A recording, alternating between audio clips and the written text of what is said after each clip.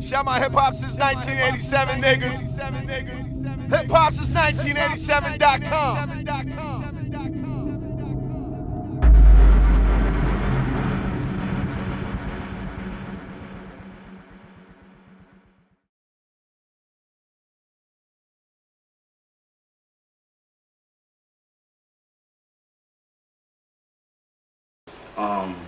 I watched the interview. He said something about me like taking meetings or something like that. That's incorrect. I never took no meetings while I was with him anyway. I never went to no label meetings without him. Okay. What really happened was, Okay. no, you go ahead. what happened was my man called me from Good Music to come to the studio out in New York. So I went out to the studio and all that. You know, Good Music it is. Teyana Taylor is sitting there, so when I'm gonna leave, you know what I'm saying? And even at that time, I wasn't even under him. I wasn't under him. I've been, you know, broke it off, let him know. I talked to him multiple times, all the time. I always kept a G with him, like, yo, you know what I mean? This is how I'm feeling, this is that. And he seemed like he always was like, okay, yeah, I feel you. So was it on like paper contract that just ended? It was. Yeah, we had agreements and all that, but it was ended. Okay. You know, after it was ended, I would get called to the studio and I would go. I'm being an artist, you know what I'm saying? So I really wanted to just explore what I could do on my own. You know what I'm saying? And you gotta respect that coming from 15 and then growing up into the adult. You know, I kind of want to see what I could do on my own. And I let him know prospectively. And ICH, you know, it ain't no, I never had no issues with them. It's all love with like each and every one of them. So. All right, now I have a question. I don't know if it's so much of a rumor or not, but I just need you to clear up. Like, is there ever a deal for Young Savage on the table by, I don't know, Def Jam, Atlantic, Warner? Because I remember hearing it, you know, years ago, and it got turned down. But I don't know, like you said, I never talked to you or Jim, so I never talked to the source. So it's kind of like, can you clear that up? Yeah, well, you see, I'm not sure. See, me and Jim, we went to a few labels. We worked with a lot of people. We went to a few labels. I flew out to LA maybe twice. Labels in New York with different labels. You know, I'm not gonna say too many names, but there were situations where we went to labels and they loved me.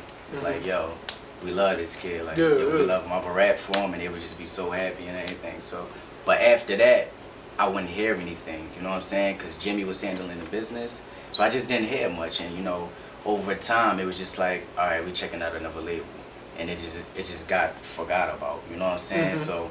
If I would ask, it would just be like, well, you know, you know what I mean, people gonna let us know, and I'm just playing smooth with it. It's my guy. I was tight with him. You know what I mean? We was working, so, you know, it just, I don't know. Okay. All right, now, like you said, you're moving on. You're growing up. Jim's not the manager no more. So, for the 1,000 people behind the scenes that blow my phone up asking me all these related questions. Can you tell them who your current manager is or who you're currently working with so they know? I currently don't even have a manager. You know, I just work with my guys, my family. I work with Show. I work with my man S-Dot. We just get the music done. We handle the business. Shout out to S-Dot, man. Yeah, that's my guy. Foundation, man. Yeah. So, you know, all these covers and all that. And just covers, we all got it done ourselves. Printing them up. And, you know, we move them. Okay. It's not really much, you know what I'm saying? Yeah, because, you know, I know you're popular when people text me asking me, you know, who Savage working with. I heard he's working with, you know, is it Sherman and Mark Byers. I heard he's working with Aubrey. I heard he's working with this person, that person. They all great dudes. Okay. I have worked with them before, but not under no paperwork. Okay. You know, they all good dudes, and I got a lot of love for them, too. So I was getting thrown all these names about your manager. I'm like, he's not even my artist. Why people are asking me about your manager? So I just had to clear the air up on that. You mentioned, you know, you cool with ICH. Do you ever,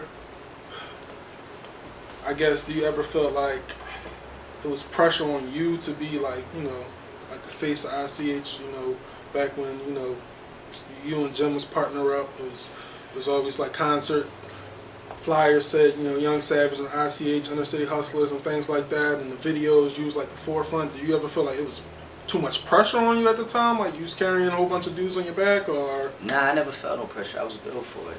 Okay. And I was down for it. Like, I was like, I wore it tatted on my face. I was itch gang. I had no problem with representing it, you know what I'm saying? And it was all good, but, you know, like I said, just things started changing. Mindsets got different. Just wanted to really take it on another level. Like now, before, if I was still with that same situation, I don't think I'd be working with Lee on the beats when we the best DJ Khaled group. Right now I got Hit Boy. He just sent me some beats. I'm hitting Hit Boy back and forth. So doing that and having Malik Youssef from Good Music on the record or sitting next to Teyana Taylor and stuff like that. I don't think I would be at this same point if I like just stuck around respectively, and I just felt like I wanted to see what I could do on my own. You know what I'm saying? But, yeah. You got some real big records. You know, when you say Hit Boy hitting you, that's that's real dope. Yeah. Yeah, I think, you know, one of the songs I think about that come to mind when I think about Savage is "Work 'Em" and how big that record was. Like, this is like a question I always wanted to ask you. I never actually interviewed you before. Like, when you had "Work 'Em," it was a big single. You know, it was getting radio play and things like that. Like, did you go into the studio knowing like, yo, this is a hit, I'm gonna make this hit because Charlie, he gave me the beat, bam, or like, you know, what was the whole process? Nah, it was like me and Charlie, we cool, so we homies first. So when we do music, I remember it like it was yesterday. We sitting in his basement. He could usually go through beats. We sitting in his basement. I'm hearing joints. I probably picked 7 joints that day. Alright. He played me the "Work 'Em" beat, and he was like, "This is an old beat. You don't want that." I was like, "Just play that again." That wound up being the only beat I went home with. I didn't even take the other 7. I took that one beat, and this was the first time. I think this was the first time I just went out my pocket and just paid for some studio time.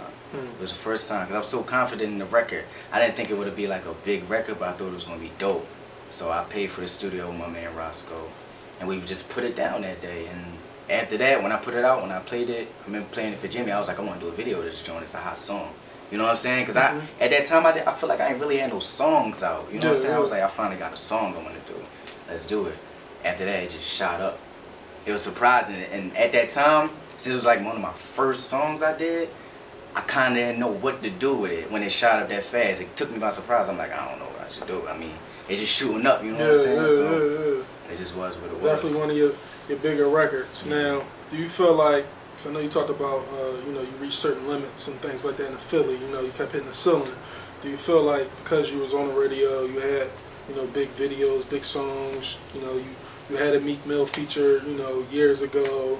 Do you feel like because you hit so many levels, you did Powerhouse, the Kimmel Center and things like that, like to go back and try to outdo yourself would be like harder than ever? Because, you know, Jim was there for a lot of that, and I don't know how much he helped or broker that. You know, do you think it'd be hard to do it without Jim going around this time around, or? Nah, absolutely not. Because through that time around, I made a lot of great relationships. And I learned a lot, you know what I'm saying? I soaked up a lot. So, you know, just put out dope music, build great relationships, you know, just keep moving forward. But I'm not really looking, I'm kind of not even looking to just backtrack again and just do it all over again. I'm trying to just looking to go straight up now, you know what I'm saying? So, that's about it. Cool. Now, is there anything else you would like to say to the camera? You know? Yeah, definitely. I want to shout out to all my fans out there on Instagram and Twitter. Shout out to everybody rocking with me. Make sure y'all get a copy of that Camels and Jordans. It's doing good. It's at 2,500 downloads, maybe something like that. None of my drinks moved like that. Crazy. So check out that Camels and Jordans. We posting all that. Show me love. And just follow me. Shout out to about since 1987. Yeah, the love is our first interview. So yeah, very first interview. You know, well overdue. You know? Yeah. So yeah, it's your boy Brandon B. White signing out with hiphop1987.com with Young Savage. Shout my hip hop since 1987 niggas. Hip hop since 1987.com.